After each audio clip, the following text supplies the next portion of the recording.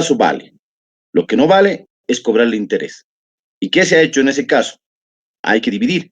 Y esa parte del interés por el tiempo que se ha demorado en emisión del RD se debe cobrar a los funcionarios. Ahora, eso es en teoría fácil, les cuento. Nosotros en algún caso hemos dicho, bueno, los funcionarios tienen que liquidar. Yo les digo, en un caso de un Graco, eh, el pago del interés sumaba casi 200.000 bolivianos. O sea, imagínense. Y bueno, y se les encontró responsabilidad civil y administrativa a los funcionarios. Los funcionarios que han hecho en impuestos han pagado, señores, para que no los voten. Han pagado. Se han hecho una cuota entre los responsables, gerente, jefe de fiscalización, fiscalizador, no sé, creo que todos han hecho una cuota y han pagado el monto. ¿Para qué? Para que no haya responsabilidad civil. Porque eso no es que el Estado deja de cobrar, no es que el Estado va a perder ese interés y va a decir, ni modo, ya, ¿me entienden? No, no, ese interés se va a cobrar y se va a cobrar a los funcionarios. ¿Me entienden? Ahora, entonces no hay pérdida de competencia en sede administrativa. Puede emitirse. Lo que se va a hacer es no cobrar los intereses. Ahora, algunos, no sé, no puedo entender. La pregunta era clara, ¿no? Algunos me han respondido 60 días para emitir el heredé. O sea, nunca he preguntado el plazo para emitir el heredé. O sea, no era eso el trabajo. ¿No ve? Otros 30 días para la vista de cargo, 60 para el heredé. O sea, no sé, o sea, parece que no pasan clases y alguien les avisa, hay que hacer, y les avisa mal todavía, ¿no? Entonces, bueno, yo les recomiendo, estemos presentes en clases, escuchemos, pongamos atención, seamos más proactivos, porque es nuestra educación, señores. Les estoy mostrando acá algo que no está en el código y que ustedes ponen en la jurisprudencia pérdida de competencia. No es un solo caso, son cientos de casos donde se ha alegado pérdida de competencia del fisco, ¿ya? Y esto ya se ha dilucidado, como les he dicho. Eh, se ha resuelto en el sentido de que no hay pérdida de competencia, por si acaso, ¿no? Pero y no se cobra interés al contribuyente, no significa que no se cobra interés a nadie, no se cobra al contribuyente, sí se cobra el interés. Ahora, obviamente, ¿qué problema hemos enfrentado en impuestos? Porque parece sencillo decir, muy bien, cobramos a los funcionarios. Los funcionarios querían pagar el interés, pero el contribuyente no quería pagar la RD y lo demás. Y nosotros queremos pagar el interés que nos corresponde, pero el contribuyente había impugnado todo. ¿Me entienden? Entonces decían, no puedes pagar una parte del interés.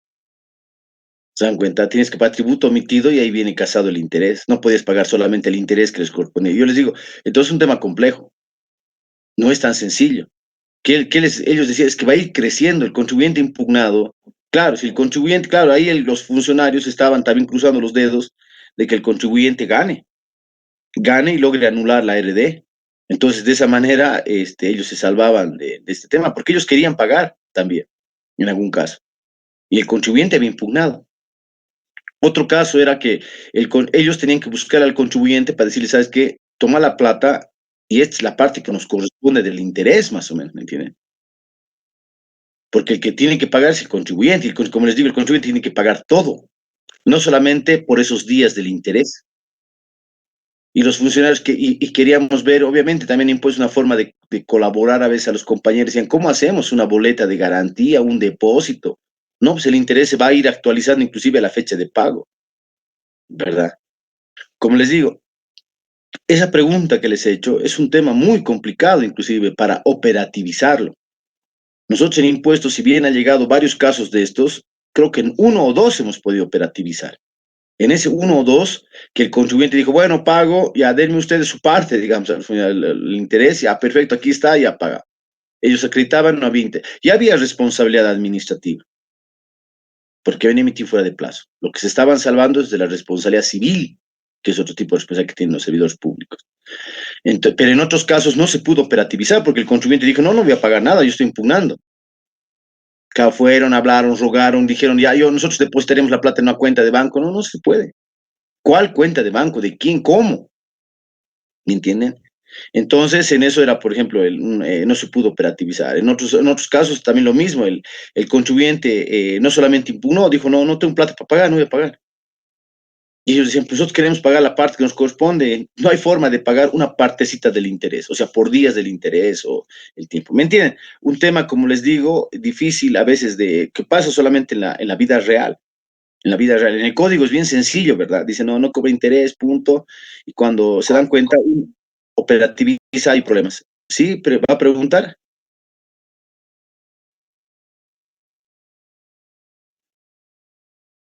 Ya, a ver, vamos a avanzar, quiero avanzar un par de cosas. Como les decía, no me siento bien de la garganta, me van a disculpar, vamos a suspender la clase en un ratito más, pero no quería pasar sin que hablemos. Hemos avanzado hasta el artículo 104 y ahora vamos a hablar de la recaudación y las medidas precautorias. Acá, señores, ya es otro título, como pueden ver en el código, la recaudación. ¿Quién tiene la facultad de recaudar? ¿Quién es el único que puede recaudar? Es la administración tributaria. Nadie más puede recaudar a nombre de la administración tributaria. ¿Me entienden? Por eso es que cuando a veces se hace cobros de peaje en Coroico, en la Isla del Sol, cuando uno entra, no ve peaje o derecho de ingreso, no ve que no son al final no son ni impuestos, no son tasas, no son contribuciones especiales. Ellos no tienen facultades porque el único que puede cobrar tributos es la administración tributaria. Y para eso inclusive antes, señores, se cobraba de forma personal, o sea, antes en el fisco se pagaba. Ahí venía pues, la corrupción, se pagaba en el fisco, señores.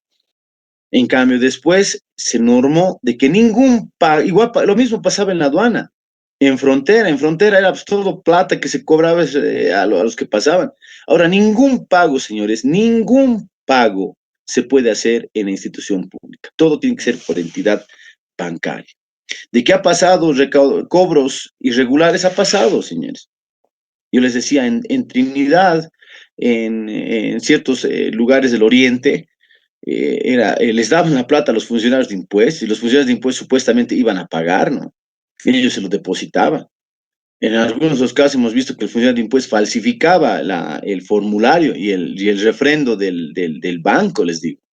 Y claro, solo le ponen mucho a la cooperativa Zaguapac, me acordará. Es una pena, pues, por sonsos, ¿para qué le dan al funcionario? Debían haber pagado ustedes, ¿no ve? Entonces ellos, claro, digamos, estamos hablando de pueblos chicos, no sé, pues, donde los contribuyentes creo que eran 10 en ciertos lugares, entonces había sucedido estas irregularidades. Ahora, ¿qué son las medidas precautorias? Durante el proceso de fiscalización, donde ustedes van a intervenir, se pueden tomar medidas precautorias. ¿Qué es una medida precautoria? Es una medida para asegurar el cumplimiento de la resolución determinativa. Es decir, digamos, si ustedes están fiscalizando y en la fiscalización notan que el contribuyente está preparando para cerrar la empresa e irse del país, ustedes pueden comunicar ese tema a la gerencia y la gerencia puede pedir medida precautoria una aprobación a la superintendencia regional, dice el código, ahora se llama autoridad de impugnación tributaria. Y la autoridad de impugnación tributaria, ¿qué es lo que tiene que hacer? Puede anotar una medida precautoria, es decir, ¿qué puede anotar? Anotar preventivamente el inmueble, por ejemplo, que lo quieren vender, los vehículos que lo quieren vender. Solamente se puede anotar medidas precautorias sobre los bienes que tienen sujetos a registro, ya, no los demás bienes, no los bienes muebles, se dan cuenta. ¿Y qué es la medida precautoria? La medida precautoria es un registro que hago sobre la casa mientras el juicio dura, digamos. Una vez que se gana el juicio, se pone hipoteca. La medida precautoria solamente se registra mientras, o sea, en tanto, o sea, por el momento, digamos. Obviamente, si la RD sale cero o no hay deuda, o incluso el contribuyente la paga la deuda, se tiene que levantar la medida precautoria, la anotación preventiva sobre los bienes muebles. Entonces, las medidas precautorias, ¿qué pueden ser? Puede ser una anotación preventiva en los registros públicos, puede ser un embargo preventivo de los bienes, esos los bienes que no son sujetos a registro, pero se puede causar un problema también, ¿no? Yo le embargo los bienes, pero el contribuyente no va a tener con qué trabajar. Puede haber ya retención de pagos de devoluciones tributarias, es decir, le tenemos que devolverse de IMSS, ya podemos hacer retenciones esos pagos. Retención de fondos del deudor, dicen, la cuantía necesaria para asegurar el cobro de la deuda tributaria. ¿Se dan cuenta?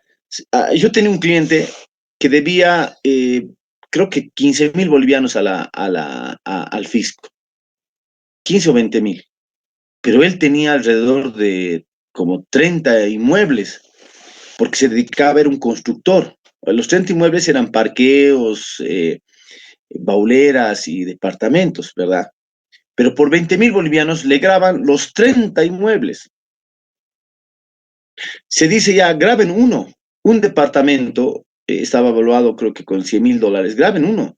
O sea, porque aquí, ¿qué dice?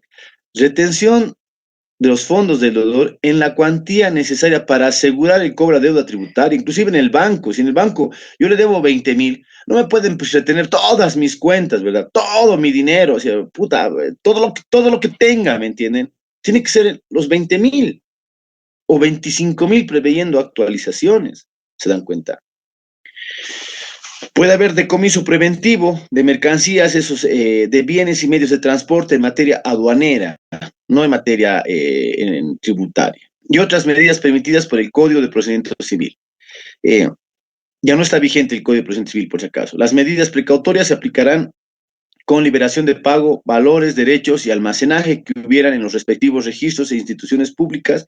Las medidas precautorias se aplicarán con diferimiento de pago de las instituciones privadas. Si el pago de la deuda se realiza dentro de los plazos previstos en el Código, las circunstancias que justifican su adopción de medidas, es decir, paga la deuda, se tienen que levantar las medidas precautorias, ¿ya? Entonces, ¿qué es lo que acá nos dice lo que nos dice el código es que se da esa facultad, se dan cuenta, para retener, la anotación preventiva tiene la finalidad de asegurar el cobro de la deuda tributaria. Asegurar el cobro de la deuda. Esa es la medida precautoria. Ahora, las medidas precautorias son cuando no hay deuda líquida y exigible. Deuda, les estoy hablando. Es una medida precautoria. Ustedes pueden entrar a un juicio, señores, con la demanda, pueden poner una medida precautoria. ¿Qué busca la medida precautoria? Asegurar la sentencia. O sea, todavía no sabemos si voy a ganar o voy a perder, porque puedo perder todavía la sentencia, ¿no? Pero ¿qué es la medida precautoria? Asegurando simplemente. ¿Me entienden? No se, cuando se embarga algo con anotación preventiva, no se puede rematar. Lo dice su nombre, es anotación preventiva. Estamos previniendo. ¿Está bien? Estamos previniendo un mal, o sea, decir que salga la sentencia y el deudor, el demandado, lo ha vendido todo. Ya no hay sobre qué anotar. No tiene sentido, ¿no ve? Entonces, la medida precautoria inclusive se puede hacer sin conocimiento de la otra parte, porque solamente busca garantizar la deuda. Eso es en materia civil y en materia tributaria tiene la misma lógica, es la misma institución. En el proceso de fiscalización,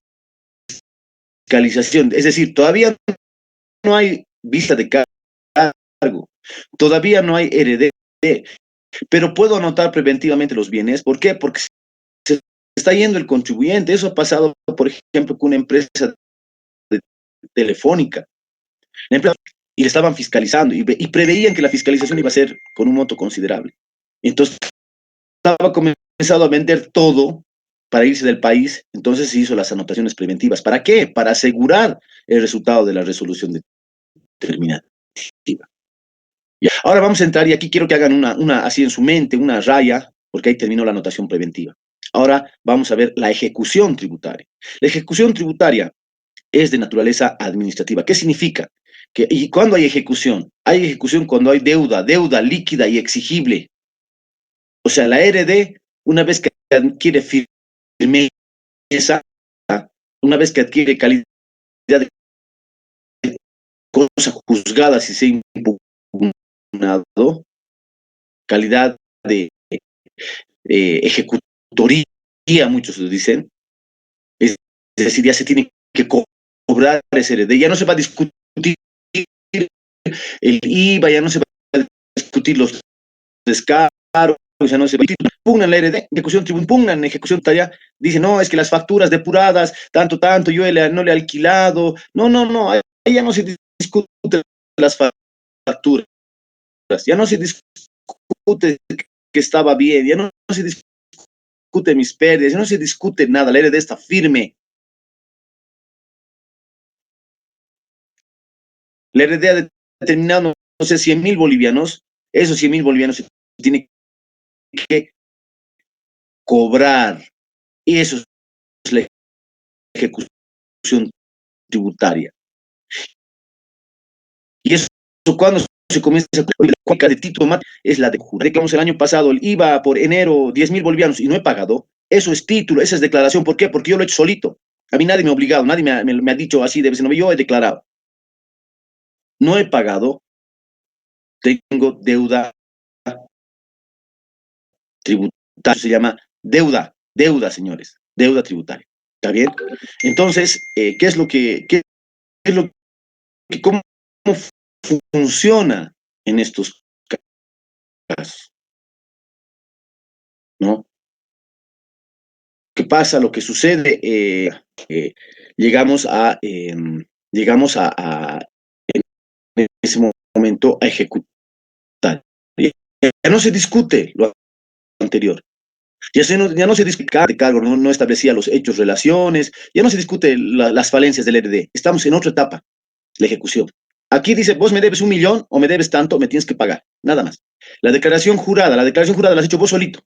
La declaración ya es título, me tienes que pagar. ¿Qué más? Ahora vamos a ir viendo los títulos. Entonces, en la ejecución tributaria, señores, ya no se discute aspectos tributarios, se discute simplemente el cobro. ¿Ustedes qué tienen que saber? ¿Qué son títulos en la ejecución? La resolución determinativa o sancionatoria firmes, se dan cuenta, después que se ha impugnado.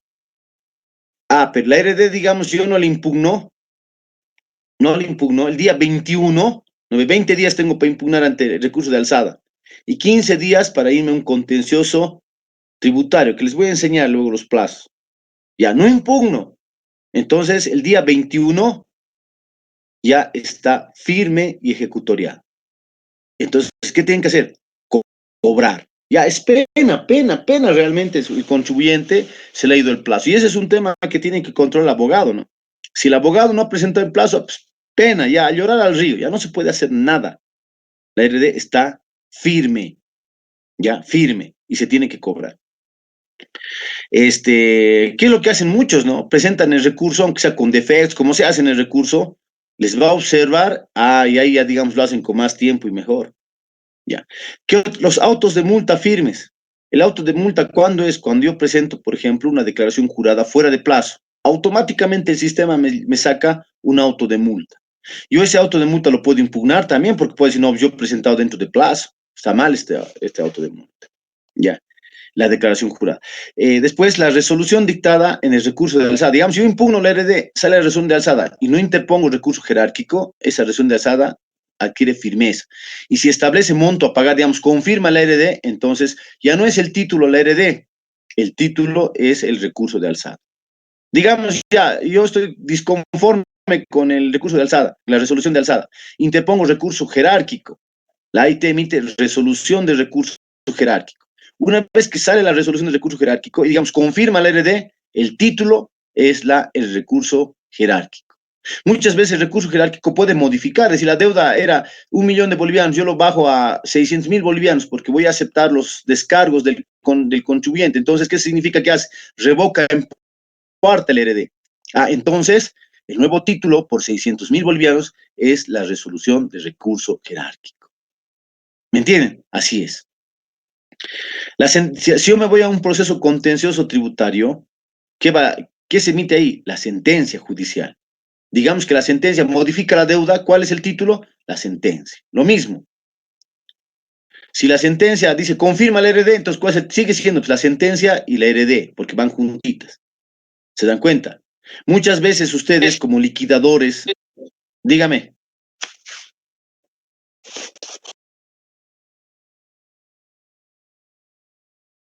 Quería preguntar. Ya, a ver, entonces, lo mismo, la sentencia judicial puede ser el auto. Después de la sentencia, señores, se apela y se emite auto de vista. Eso lo emiten los vocales de las salas sociales. Después del auto de vista se emite auto supremo. Ya. Y dependiendo hasta dónde, por ejemplo, si yo presento demanda contenciosa tributaria, sale la sentencia, no presento apelación contra la sentencia, se ejecutaría la sentencia. Pero si presento apelación, se va a emitir auto de vista. El auto de vista puede adquirir firmeza también si yo no recurro de recurso de casación en el plazo de 10 días. Después interpongo recurso de casación y se emite auto supremo, en la suprema. Y con eso termina el proceso. Ya. La declaración jurada, como les he mencionado, ya es, cuando yo declaro que le debo al fisco, ya es título eso, ya es título. Y la liquidación efectuada por el fisco, por ejemplo, con una determinación mixta. La determinación mixta se entiende que es, por ejemplo, cuando yo le doy los datos al fisco y el fisco me liquida. ¿Cuándo, por ejemplo? Es cuando yo estoy, digamos, determinando para un terreno, digamos. Y yo tengo que llenar, ¿no? Dice, ya, mi terreno es de tantos metros, mi casita es de adobe, no hay calles, y yo le voy dando ciertos datos al fisco y el fisco me liquida.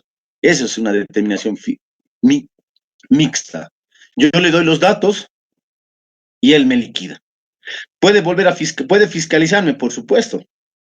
Puede fiscalizarme porque puede verificar también que los datos que yo le he dado son falsos.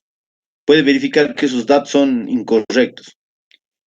La resolución que concede facilidades de pago. Yo le debo al fisco, puedo irme de facilidades de pago. Decir, ya voy a pagar en cuotas. 5 años tengo para pagar en cuotas. Y si incumplo esa facilidad de pago, el título para cobrarme no es la RD, no es la RS, es la facilidad de pago. Porque yo puedo haber pagado hasta la cuota 5 o hasta la mitad de las cuotas, he dejado de pagar y me van a cobrar por las cuotas que debo.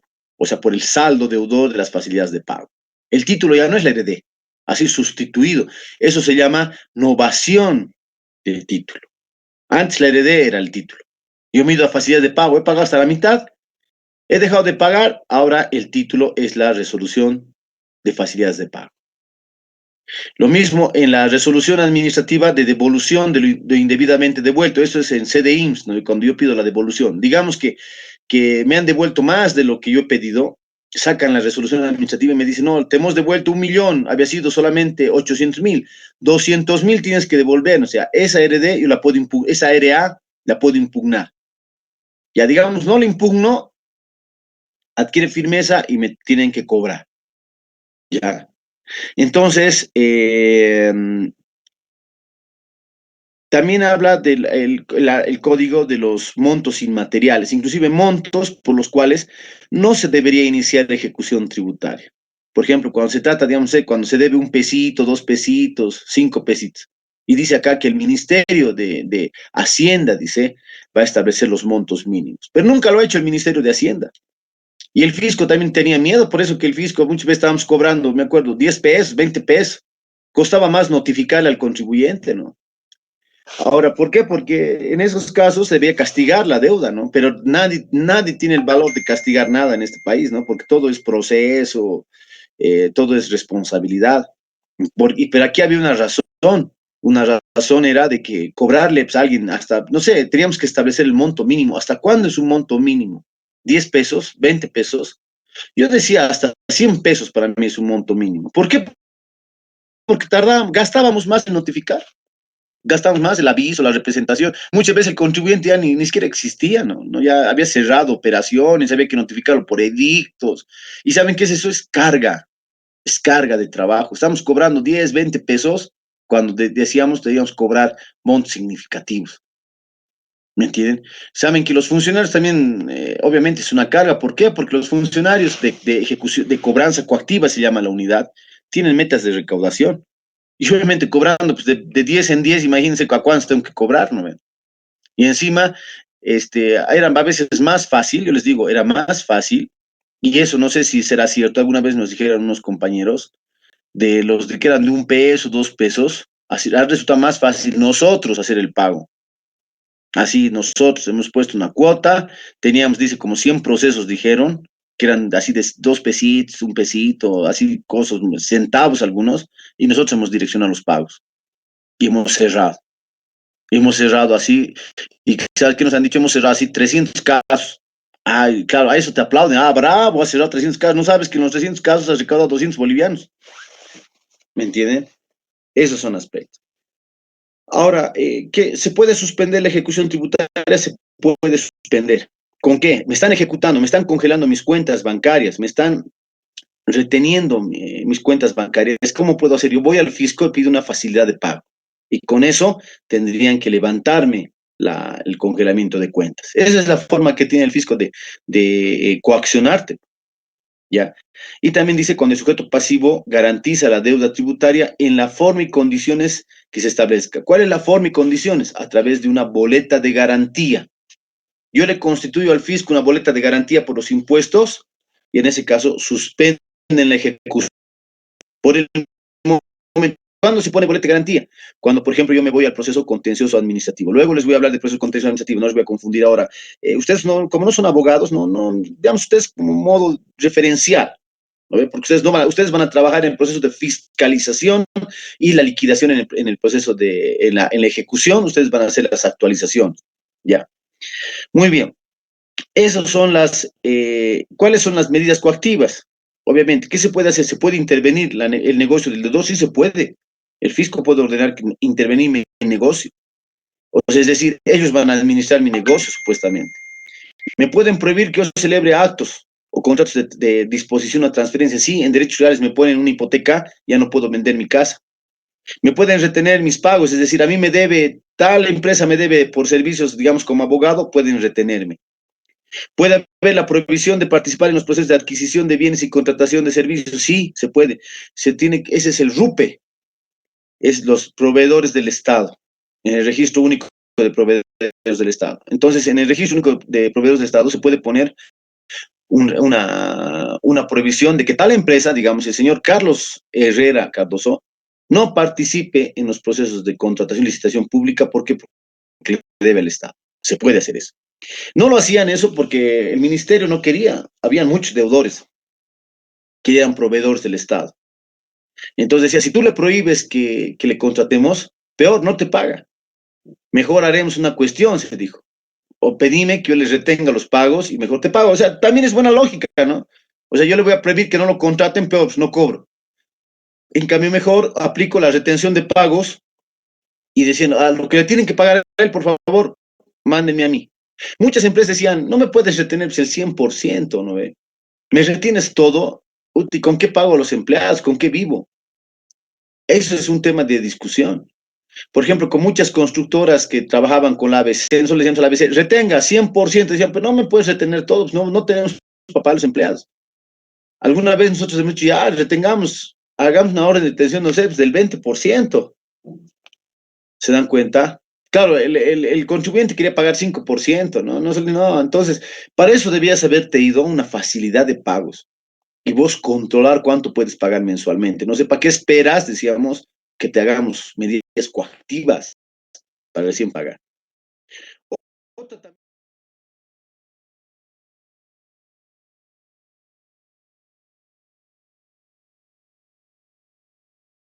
pero aquí tiene un problema. Clausuro el local, pero sigue facturando, digamos, no le clausuro el NIT. No hay forma de cerrar el NIT. Y eso alguna vez nosotros veíamos. Le cerramos el local, pero seguía facturando. Pucha, ¿no? Por ejemplo, a ver, yo como abogado, no tiene que estar abierto mi local. Yo puedo trabajar a puerta cerrada. ¿Cuál es el chiste? Que yo sigo facturando, digamos. ¿Ve? O sea, ahí, por ejemplo, el código mal pensado, porque nosotros en algunos lugares estaba cerrado el negocio, pero él seguía trabajando, seguía facturando. Entonces, ¿qué es lo que se buscaba? Era que no, que cerrar el NIT. Y, y no hay norma para cerrar el NIT. Ya, ya, ok, esto es lo que... ¿Alguna pregunta, compañeros?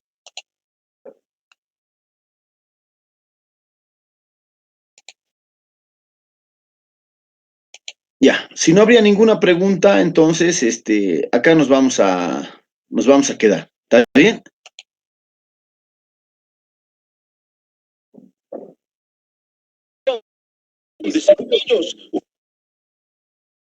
Perdón, no lo escucho. Dígame,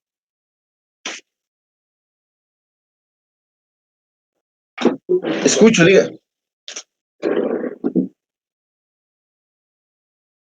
Perdón, no lo he escuchado.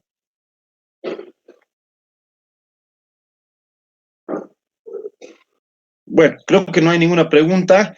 Entonces nos quedaríamos acá, compañeros, lo que hemos visto, la ejecución tributaria. Ese es el proceso de ejecución, de cobro. ¿ya? En la ejecución tributaria, me olvidaba decir, también puede preverse la hipoteca y el remate de los bienes inmuebles, por si acaso, que eso también es una facultad del fisco, ¿ya? Ok, entonces hemos concluido lo que es ejecución tributaria, continuamos la siguiente clase. Gracias, compañeros, que tengan un buen día. Hasta luego, licenciado. Hasta luego.